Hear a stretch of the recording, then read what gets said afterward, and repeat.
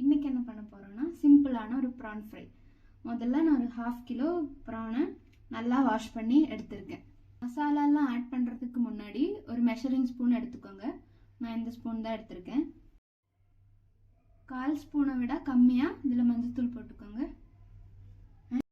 அடுத்தது 1 ஸ்பூன் கரம் மசாலா போட்டுக்கோங்க. அடுத்தது 1/2 ஸ்பூனுக்கும் கம்மியாக வெறும் மிளகாய்த்தூள் போட்டுக்கோங்க. அடுத்தது பெப்பர் தூள் 1/4 ஸ்பூனுக்கும் கம்மியாக போட்டுக்கோங்க. உங்கள் காரத்துக்கு ஏற்ற அளவுக்கு போட்டுக்கோங்க. நான் கொஞ்சம் கம்மியாக தான் போட்டிருக்கேன்.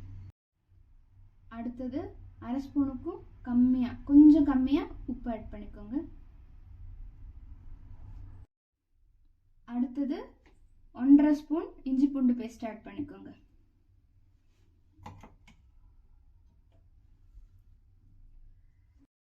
இப்போ இதெல்லாம் மசாலாவும் சேர்த்து நல்லா மிக்ஸ் பண்ணிக்கோங்க.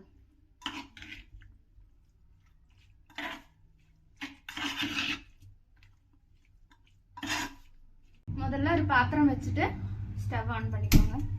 பாத்திரம் நல்லா காஞ்சிருச்சு. இதுல 2 ஸ்பூன் எண்ணெய் ஊற்றிக்கோங்க.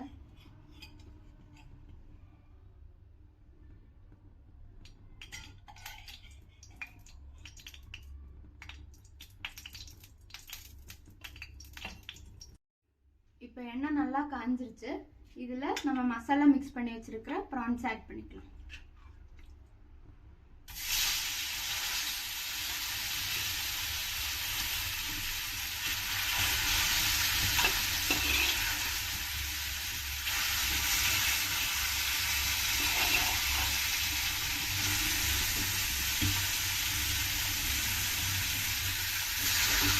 ஸ்டவ் நான் இப்போ மீடியம் ஃப்ளேமில் தான் வச்சுருக்கேன்.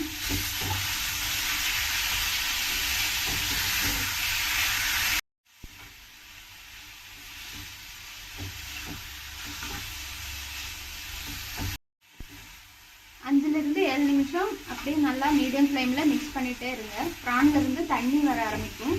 அந்த தண்ணியெல்லாம் இப்போ நல்லா வற்றணும்.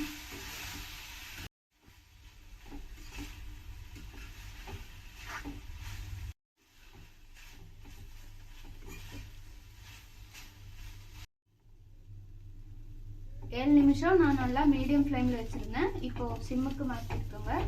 இப்போ ப்ரான்ஸ் நல்லா வெந்திருக்கும். இதில் தண்ணியெல்லாம் வற்றிருச்சு. அடுத்தது இதில் கொஞ்சமாக கருவேப்பிலை ஆட் பண்ணிக்கோங்க.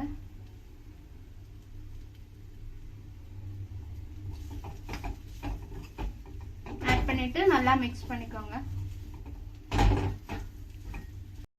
இப்போ நான் ஸ்டவ் ஆஃப் பண்ணிக்கிறேன். இதை நான் ஒரு தட்டுக்கு மாற்றுறேன். ஏன்னா சாப்பிட்றதுக்கு ரெடி ஆயிடுச்சு.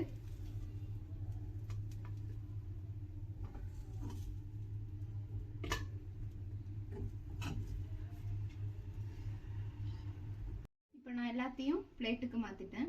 வெறும் 10 நிமிஷத்தில் இது செஞ்சு முடிக்கலாம். இது நீங்கள் சாப்பாடு கூட சப்பாத்தி கூட எது கூட வேணாலும் சைட் டிஷ்ஷாக சாப்பிட்டுக்கலாம். ட்ரை பண்ணி பார்த்துட்டு எப்படி இருக்குன்னு கமெண்ட்டில் சொல்லுங்கள் மக்களே. பிடிச்சிருந்தா லைக் பண்ணுங்கள், ஷேர் பண்ணுங்கள், கமெண்ட் பண்ணுங்கள். தேங்க்யூ மக்களே.